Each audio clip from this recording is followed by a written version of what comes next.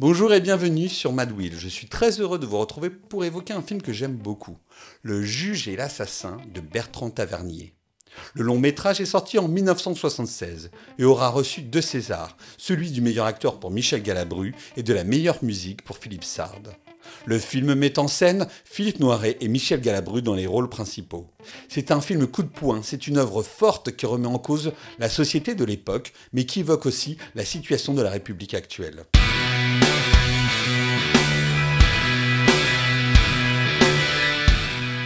Cinéphile passionné et réalisateur passionnant, Bertrand Tavernier aura réussi durant sa carrière à combiner son appétence pour le genre et les grands espaces, cher au cinéma classique américain, avec un discours social et un goût pour les portraits intimes typiques de notre cinématographie hexagonale. Le Juge et l'Assassin est son 3e film. Dès le générique, le réalisateur nous dévoile sa conception du cinéma. Alors que l'Ardèche est filmée à la manière d'un John Ford, nous notons que le scénario est signé par Jean Orange et Pierre Beau, qui travaillèrent avec Carnet et Claude Autant-Lara mais qui furent rejetés par la Nouvelle Vague. À la différence de beaucoup de ses collègues à l'époque, Tavernier se moque bien des frontières qui existent entre les différentes familles du cinéma français et va jusqu'à engager pour le rôle principal un acteur emblématique de la comédie dite navrante à l'époque, Michel Galabru. Un coup de génie, tant l'acteur crève l'écran durant la totalité du long métrage. À ses côtés, on retrouve Philippe Noiret, l'acteur fétiche de Tavernier, mais aussi René Faure, vedette du cinéma des années 40, et Jean-Claude Brialy qui a fait ses classes chez Louis Malle ou Claude Chabrol. Le Juge et l'Assassin est un grand film. Si la mise en scène s'avère parfois un peu trop classique, quand l'action se déroule entre 4 murs, Tavernier et son chef opérateur Pierre William Glenn s'avèrent particulièrement à l'aise quand il s'agit de tourner en extérieur.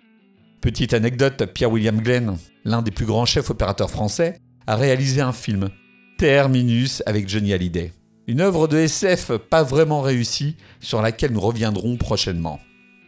Dans Le Juge et l'Assassin, on se rappellera longtemps d'un Michel Galabru incarnant Bouvier. Il est ici l'homme sans nom des westerns, rejeté par la société. C'est un marginal crevant de faim qui aurait dû passer sa vie dans les institutions psychiatriques, mais qui s'est retrouvé à hanter les campagnes, prêt à se jeter sur sa prochaine proie. Galabru est inquiétant à souhait, mais jamais caricatural. Son attitude changeante et ambiguë est au centre même du propos d'un film qui commence comme un thriller et qui petit à petit devient un pamphlet politique et un réquisitoire contre la peine de mort. Comme le souligne Jean-Claude Brialy, ici dans l'un de ses meilleurs rôles, Galabru n'a aucune chance d'être reconnu malade psychique ou d'être défendu. Il ira à l'échafaud car il est pauvre. Tavernier radiographie ici la société de l'époque. Il n'est pas vraiment tendre avec la bourgeoisie, qui laisse crever le petit peuple à l'image du juge joué par Philippe Noiret, un manipulateur qui, après avoir trouvé l'assassin, se révélera surtout intéressé par la renommée qu'il pourra acquérir. Antisémitisme, mépris des vagabonds, manipulation des foules, le portrait de cette France est sans appel. La République est au service des seuls nantis qui ne souhaitent rien partager. Un aspect qui fut dénoncé par certains droitards de l'époque, qui considéraient que le cinéaste aimait davantage les assassins tueurs d'enfants que les possédants. C'est pourtant faux. Ce qui l'intéresse ici, c'est de montrer comment la société est capable de créer des tueurs comme Bouvier, joué par Galabru, puis de les éliminer sans jamais se remettre en cause. Ma seule petite réserve sur le film est liée au fait que Tavernier, à ses débuts, ne faisait pas encore totalement confiance au langage cinématographique. Pour ma part, pas besoin d'un dialogue surexplicatif ou d'un carton final qui vient me surligner maladroitement le propos politique du film. Surtout quand le cinéaste nous donne à voir précédemment des séquences où la mise en scène dit tout sur la société de l'époque, sans avoir à recourir à un long discours. Je pense en particulier à ce moment dans l'hôpital où surgit un cafard sur le corps meurtri de la gamine abandonnée par le juge. Un uppercut émotionnel qui démontre la puissance de l'image au cinéma. Le Juge et l'Assassin est définitivement un grand film à voir et à revoir. Un film terriblement d'actualité, quand on voit qu'en 2024, rien n'a changé. Les bourgeois sont toujours au pouvoir et s'arrangent pour garder les meilleures places et se servir des finances publiques.